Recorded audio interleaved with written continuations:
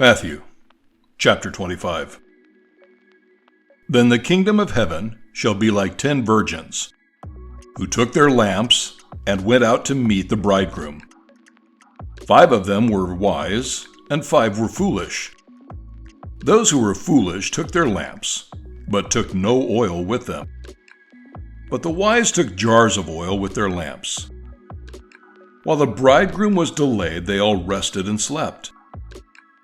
But at midnight there was a cry, "Look, the bridegroom is coming. Come out to meet him." Then those virgins rose and trimmed their lamps. But the foolish said to the wise, "Give us some of your oil, for our lamps have gone out." The wise answered, "No, lest there not be enough for us and you. Go rather to those who sell it and buy some for yourselves." But while they went to buy some, the bridegroom came, and those who were ready went in with him to the wedding banquet, and the door was shut.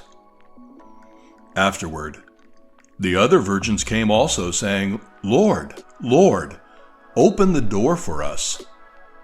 But he answered, "Truly I say to you, I do not know you.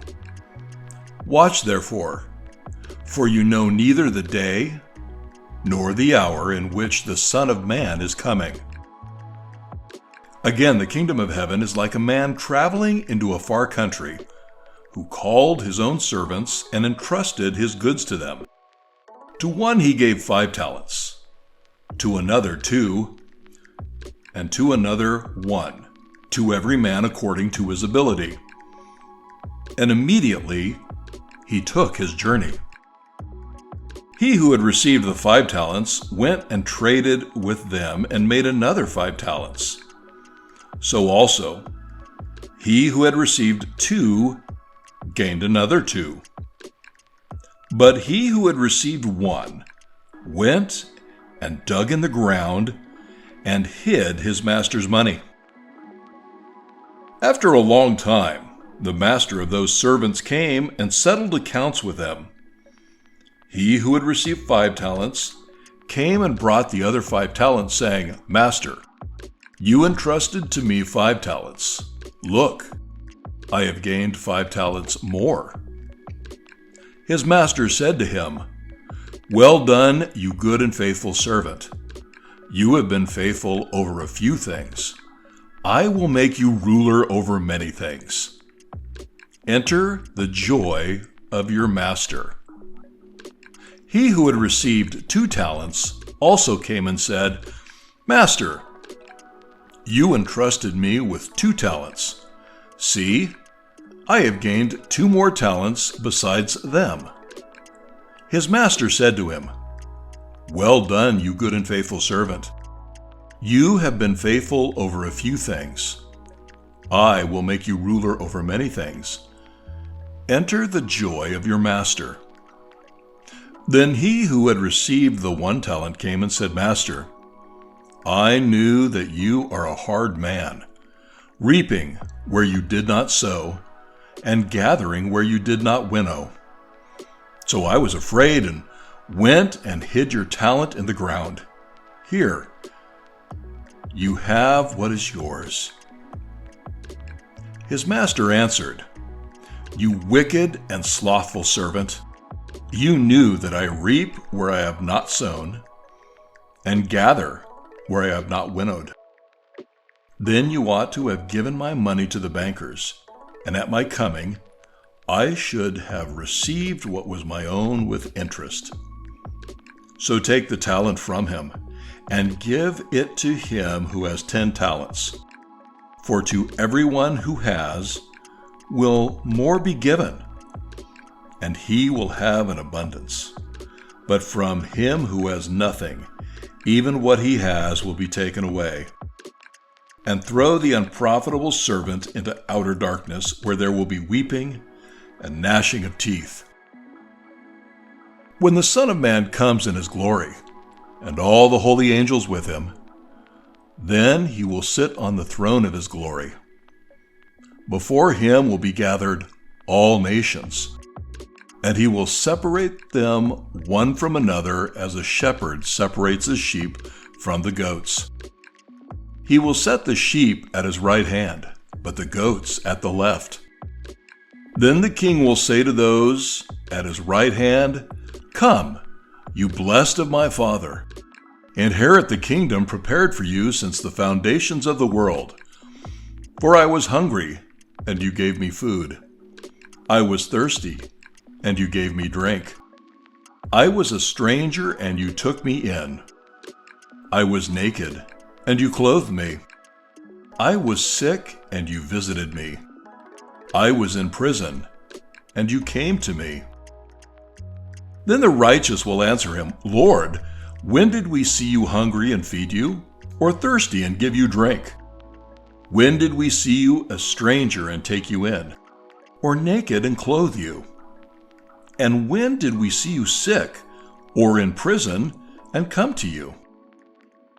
The king will answer, "Truly I say to you, as you have done it for one of the least of these brothers of mine, you have done it for me."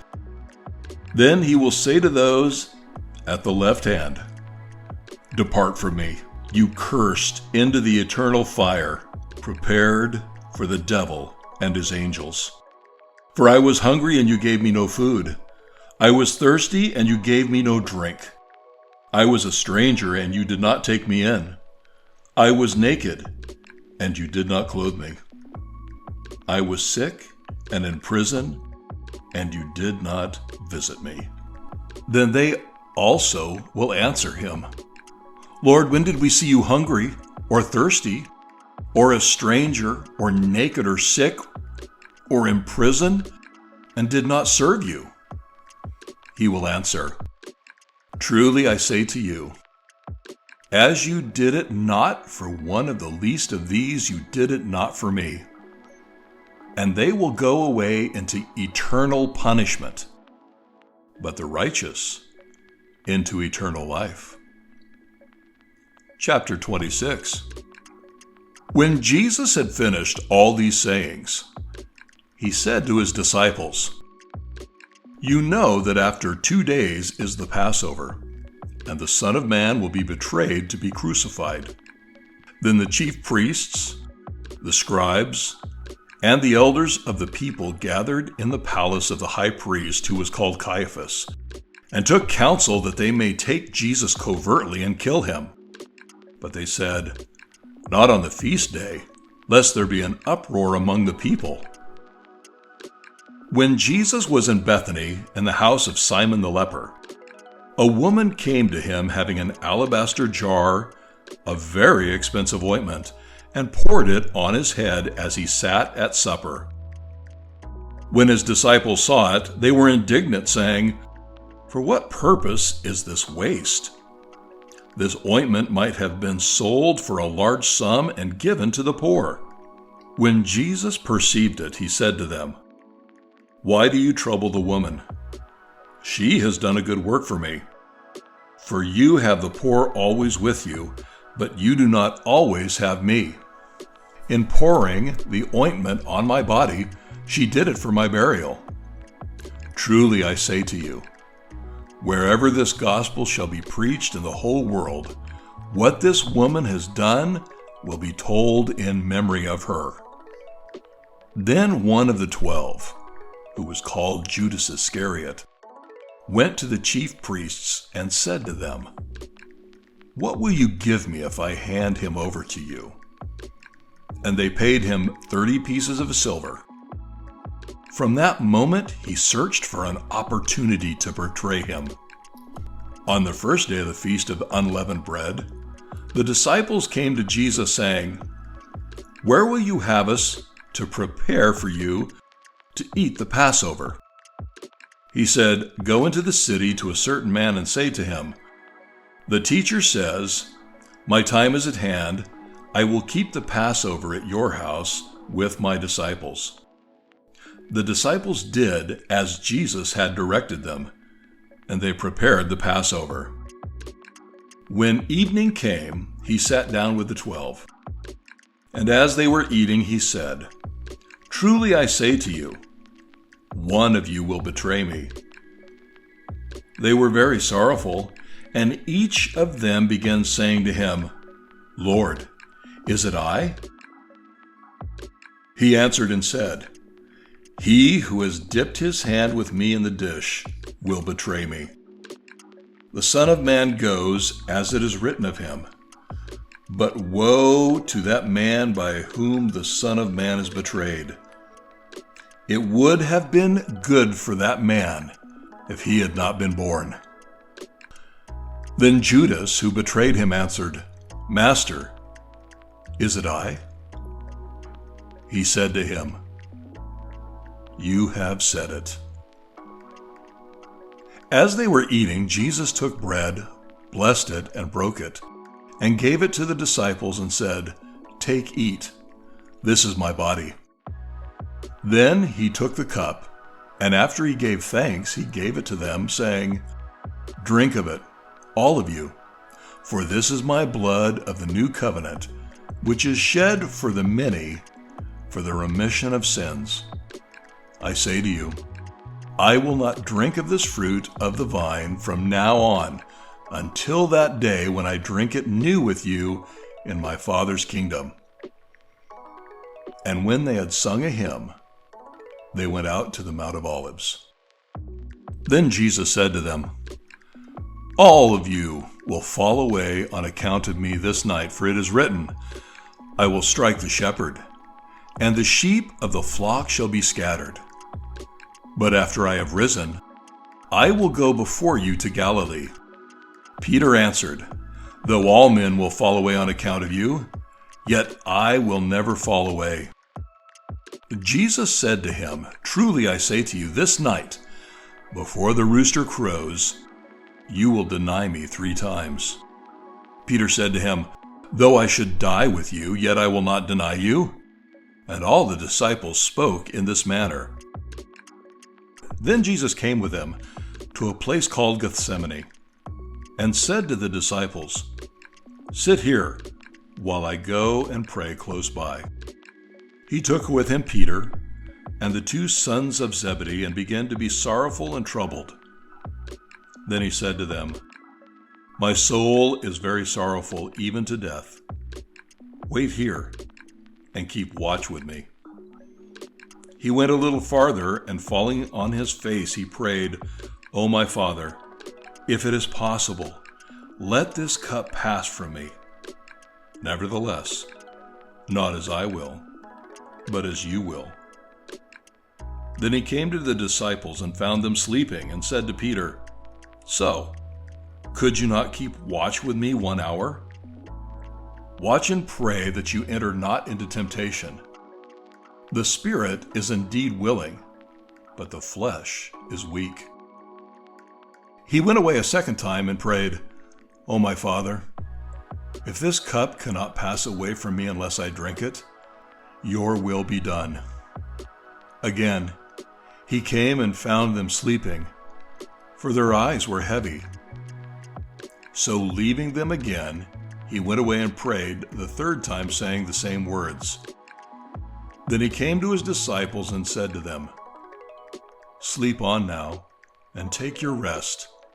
Look, the hour is near, and the Son of Man is betrayed into the hands of sinners. Rise, let us be going. Look, he who betrays me is at hand." While he was speaking, Judas, one of the 12, came, and with him was a great crowd with swords and clubs from the chief priests and the elders of the people. Now he who betrayed him had given them a sign, saying, "Whomever I shall kiss is the man. Seize him." He immediately came to Jesus and said, "Hail, Rabbi," and kissed him. And Jesus said to him, "Friend, why have you come?" Then they came and laid hands on Jesus and took him. Immediately, one of those who were with Jesus stretched out his hand and drew his sword, and struck the servant of the high priest and cut off his ear. Then Jesus said to him, Put your sword back in its place, for all those who take up the sword will perish by the sword. Do you think that I cannot now pray to my Father, and he will at once give me more than 12 legions of angels? But how then would the scriptures be fulfilled, that it must be so? At that same moment, Jesus said to the crowds, "Have you come out as against a thief to take me with swords and clubs? Daily I sat with you in the temple teaching, and you did not seize me. But all this was done that the scriptures of the prophets might be fulfilled." Then all the disciples forsook him and fled. Those who had seized Jesus led him away to Caiaphas the high priest, where the scribes and the elders had assembled. But Peter followed him from afar to the high priest's courtyard and went in, and sat with the servants to see the end. The chief priests and the elders and the entire Sanhedrin searched for false witness against Jesus to put him to death, but they found none. Yes, though many false witnesses came forward, they found none. At last, 2 false witnesses came forward and said, "This fellow said, 'I am able to destroy the temple of God and to build it in 3 days.'" Then the high priest stood up and said to him, "Do you answer nothing? What is it these men testify against you?" But Jesus remained silent. The high priest said to him, "I adjure you by the living God, tell us whether you are the Christ, the Son of God." Jesus said to him, "You have said so, but I say to you, hereafter you will see the Son of Man seated at the right hand of power and coming on the clouds of heaven." Then the high priest tore his clothes, saying, "He has uttered blasphemy. What further need do we have for witnesses? See, now you have heard his blasphemy. What do you think?" They answered, "He is guilty unto death." Then they spat in his face and struck him. And others slapped him with the palms of their hands, saying, "Prophesy to us, you Christ. Who is it that struck you?" Now Peter sat outside in the courtyard, and a girl came to him, saying, "You also were with Jesus of Galilee." But he denied it before them all, saying, "I do not know what you are saying." Then, when he went out onto the porch, another girl saw him and said to those who were there, "This man was also with Jesus of Nazareth." Again he denied with an oath, "I do not know the man." After a while, those who stood by came to Peter and said, "Surely you also are one of them, for your accent betrays you." Then he began to invoke a curse on himself, and he swore, "I do not know the man." Then immediately a rooster crowed. Then Peter remembered the word Jesus had spoken, "Before a rooster crows, you will deny me 3 times." Then he went out and wept bitterly. Chapter 27. When the morning came, all the chief priests and elders of the people took counsel against Jesus to put him to death. When they had bound him, they led him away and handed him over to Pontius Pilate, the governor. When Judas, who had betrayed him, saw that he was condemned, he repented and brought back the 30 pieces of silver to the chief priests and elders, saying, "I have sinned in that I have betrayed innocent blood." They said, "What is that to us? You must see to that." So he threw down the pieces of silver in the temple and departed. And he went and hanged himself. The chief priests took the silver pieces and said, "It is not lawful to put them in the treasury, because this is the price of blood." So they took counsel and bought with them the potter's field to bury strangers in. Therefore, that field has been called the field of blood to this day. Then what was spoken by Jeremiah the prophet was fulfilled. They took the 30 pieces of silver, the value of that the sons of Israel set on him, and gave them for a potter's field as the Lord appointed me. Jesus stood before the governor, and the governor asked him, "Are you the king of the Jews?" And Jesus said to him, "You have said so." When he was accused by the chief priests and elders, he gave no answer. Then Pilate said to him, "Do you not hear how many things they testify against you?"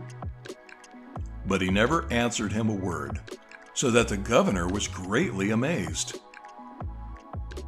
Now at the feast, the governor was accustomed to releasing to the people a prisoner whom they chose. They had then a notorious prisoner called Barabbas. So when they had gathered together, Pilate said to them, "Whom do you want me to release to you, Barabbas or Jesus, who is called the Christ?" For he knew that they had handed him over out of envy. When he was sitting on the judgment seat, his wife sent word to him, "Have nothing to do with that righteous man, for I have suffered much today in a dream on account of him." But the chief priests and elders persuaded the crowd to ask for Barabbas and kill Jesus. The governor answered, "Which of the two do you want me to release to you?" They said, "Barabbas." Pilate said to them, "Then what shall I do with Jesus, who is called Christ?" They all said to him, "Let him be crucified." The governor said, "Why? What evil has he done?" But they cried out all the more, "Let him be crucified." When Pilate saw that he could not prevail, but rather that unrest was beginning, he took water and washed his hands before the crowd, saying, "I am innocent of the blood of this righteous man. See to it yourselves." Then all the people answered, "His blood be on us and on our children." Then he released Barabbas to them. But when he had scourged Jesus, he handed him over to be crucified. Then the soldiers of the governor took Jesus into the praetorium and gathered the whole detachment of soldiers before him. They stripped him and put a scarlet robe on him. And when they had wove a crown of thorns, they put it on his head, and put a staff in his right hand. They knelt before him and mocked him, saying, "Hail, King of the Jews!" They spit on him and took the staff and hit him on the head. After they had mocked him, they took the robe off him, put his own garments on him, and led him away to crucify him. As they came out, they found a man of Cyrene, Simon by name. This man they compelled to bear his cross. When they came to a place called Golgotha, which means the place of the skull, they gave him sour wine mingled with gall to drink. But when he had tasted it, he would not drink it. When they had crucified him, they divided his garments by casting lots to fulfill what was spoken by the prophet. They divided my garments among themselves, and for my clothing they cast lots. And sitting down, they kept watch over him there. They put his accusation over his head, which read, "This is Jesus, the King of the Jews."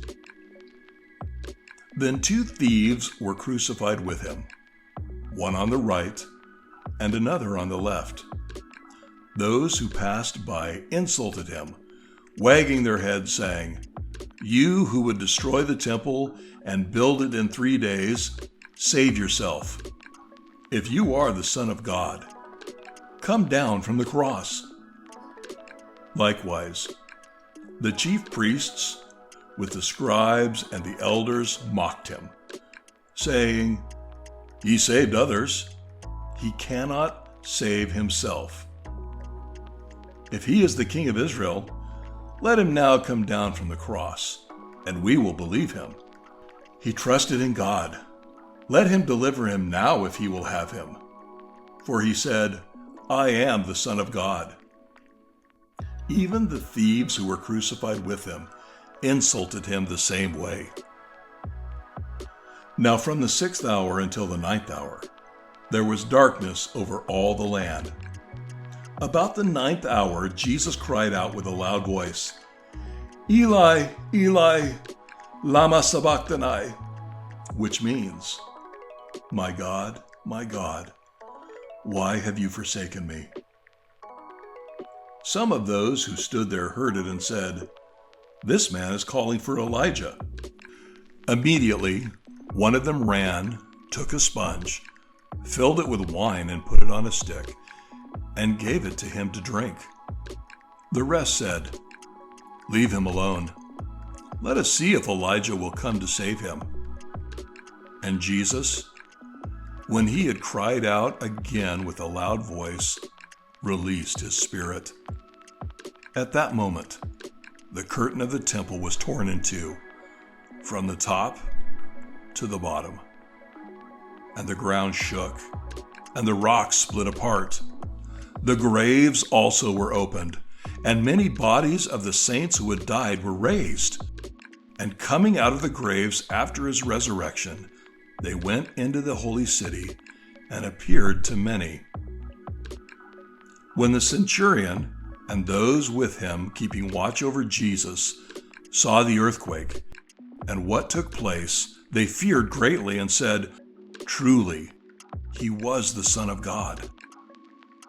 Many women who were there watching from afar followed Jesus from Galilee, serving him, among whom was Mary Magdalene, and Mary, the mother of James and Joseph, and the mother of Zebedee's sons.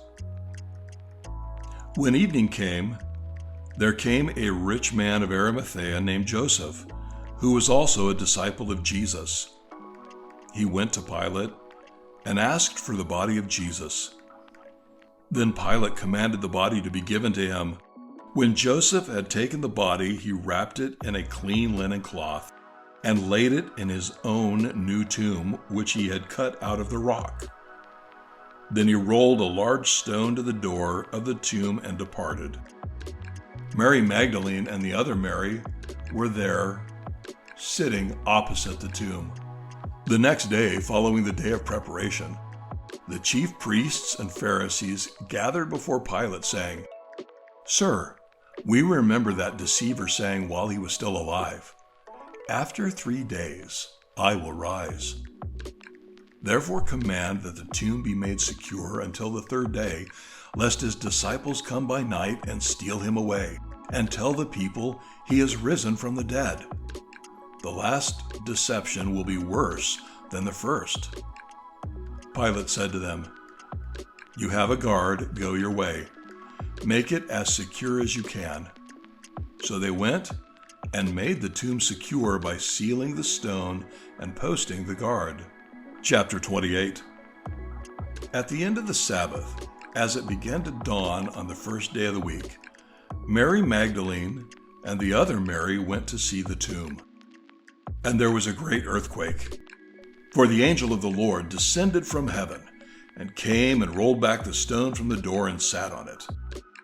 His countenance was like lightning, and his garments white as snow. The soldiers shook for fear of him and became like dead men. The angel said to the women, Do not be afraid, for I know that you are looking for Jesus who was crucified. He is not here, for he has risen as he said. Come, see the place where the Lord lay. Then go quickly and tell his disciples that he is risen from the dead, and indeed, he is going before you to Galilee. There you will see him. Listen, I have told you. So they departed quickly from the tomb with fear and great joy, and ran to bring his disciples word. As they went to tell his disciples, suddenly Jesus met them, saying, "Greetings." They came and took hold of his feet and worshipped him. Then Jesus said to them, "Do not be afraid. Go tell my brothers to go to Galilee, and there they will see me." While they were going, indeed, some of the soldiers went into the city and described to the chief priests everything that had happened. When the chief priests were assembled with the elders and had taken counsel, they gave much money to the soldiers, saying, "You are to say, 'His disciples came by night, stole him away while we were sleeping.' If this comes to the governor's ears, we will satisfy him and keep you secure." So they took the money and did as they were instructed. And this saying has been commonly reported among the Jews to this day. Then the 11 disciples went away to Galilee, to the mountain to which Jesus had directed them. When they saw him, they worshipped him, but some doubted. Then Jesus came and spoke to them, saying, "All authority has been given to me in heaven and on earth. Go, therefore, and make disciples of all nations, baptizing them in the name of the Father, and of the Son, and of the Holy Spirit, teaching them to observe all things I have commanded you. And remember, I am with you always, even to the end of the age." Amen.